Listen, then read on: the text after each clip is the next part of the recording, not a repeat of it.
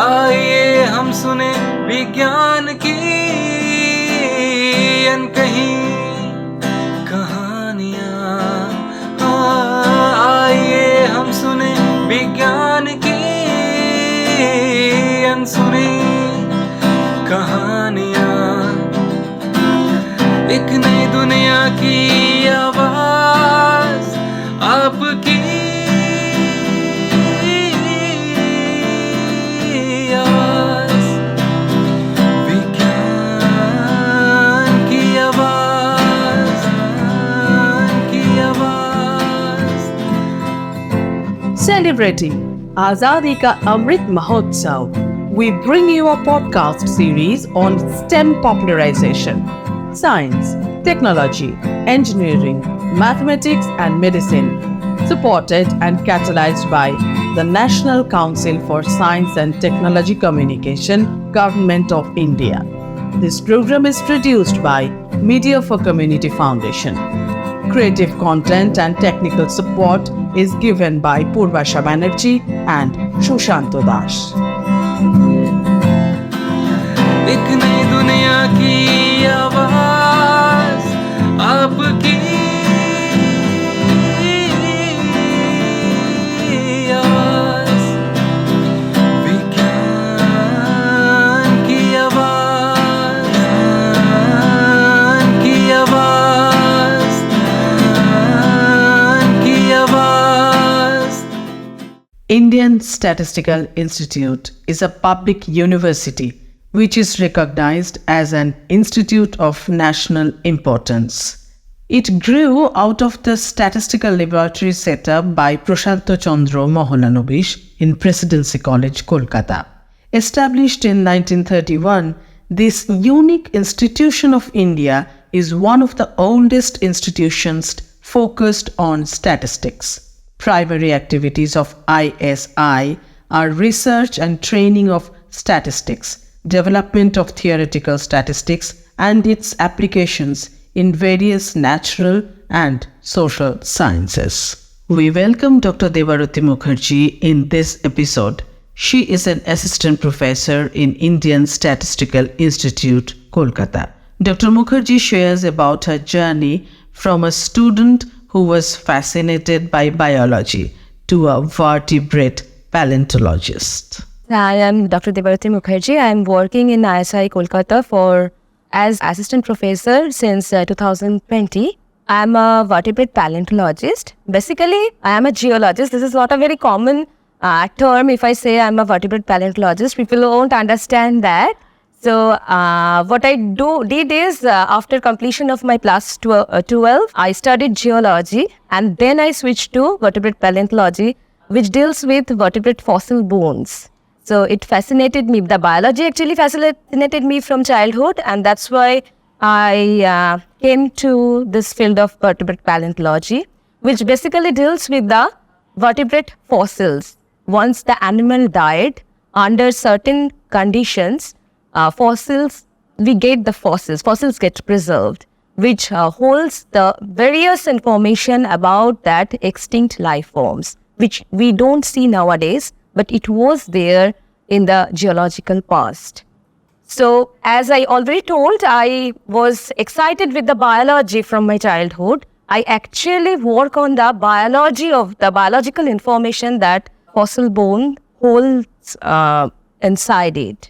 So, I am basically a vertebrate paleontologist, but a paleobiologist. Professor explains the significance of paleobiology as a field of research.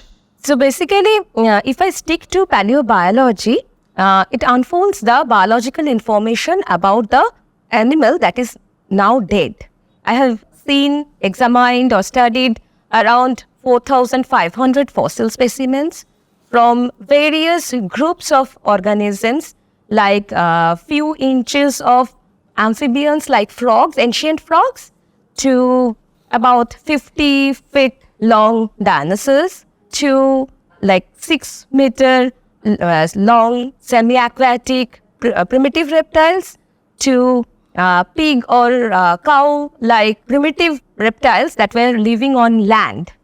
So while working on these groups, I have been in a situation where I have seen around 1,000 of bones recovered from one site from Madhya Pradesh that belonged to a semi-aquatic, crocodile-like primitive reptile. And when we analyzed, we could see that the assemblage, the community was biased with juveniles, the kids, the infants, followed by some sub-adults and very less matured ones, like one very large matured animal, and 4-5 matured animals along with it.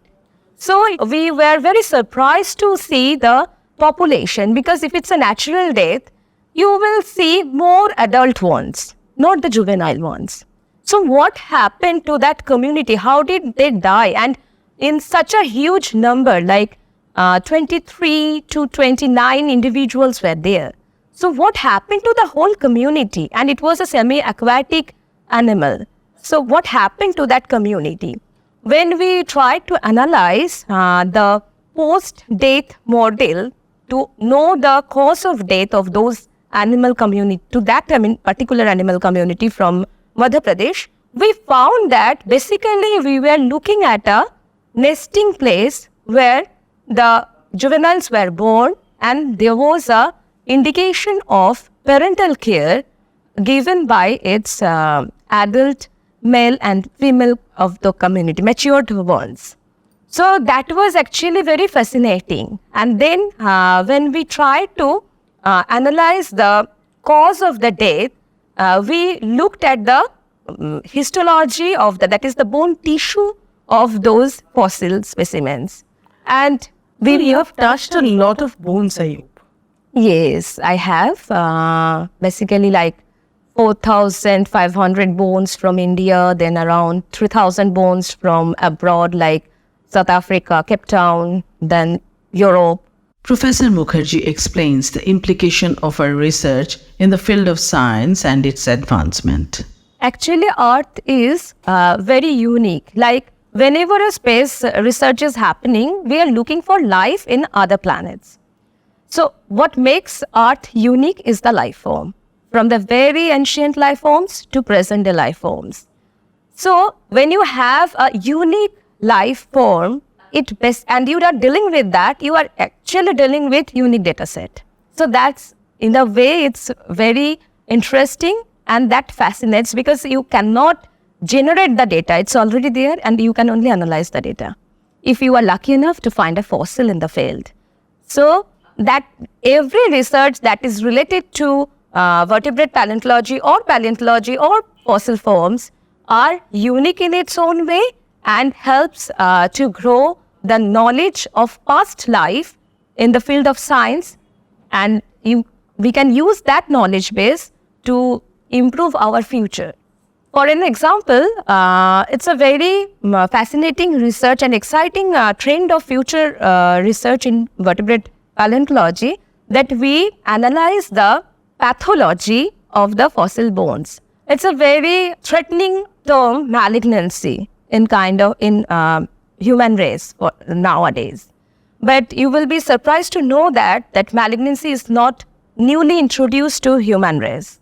It was there around 200 crores of years ago, and it was there, it is recorded already in dinosaurs. So if we can really sincerely analyze the records, the data, what happened to the dinosaurs and why that malignancy occurred within the dinosaurs, we can probably know the root cause, and then we can, with that knowledge base, we can probably improve our future health. So that is very exciting about the contribution of vertebrate paleontology in the field of science. Professor talks about the significant collaborators and contributors in the field of vertebrate paleontology. Basically, we have very good, I won't say competitors, but collaborators, scientists working all over the globe. But specifically, I would like to mention in this particular field about University of Cape Town, so it's South Africa, then Europe, Australia, part of Australia, and then South America. These are good collaborators and contributes quite heavily in the field of vertebrate paleontology. Dr. Mukherjee focuses on how young minds can be introduced to vertebrate paleontology. Dinosaurs are very popular word for the children, and thanks to Steven Spielberg for that. Before Jurassic Park, vertebrate paleontologists from all over the world, they were working hard, but they didn't get this glory.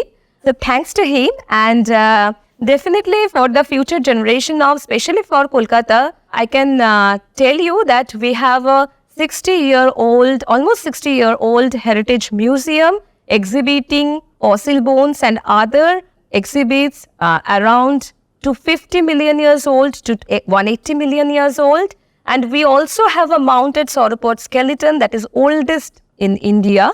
So like oldest mounted skeleton, we have it, and it's open to all of you. So whenever you find time, you can come with your friends or with your parents and visit the museum. We will be more than happy to show you all the exhibits there. We thank Professor for sharing her knowledge and experience.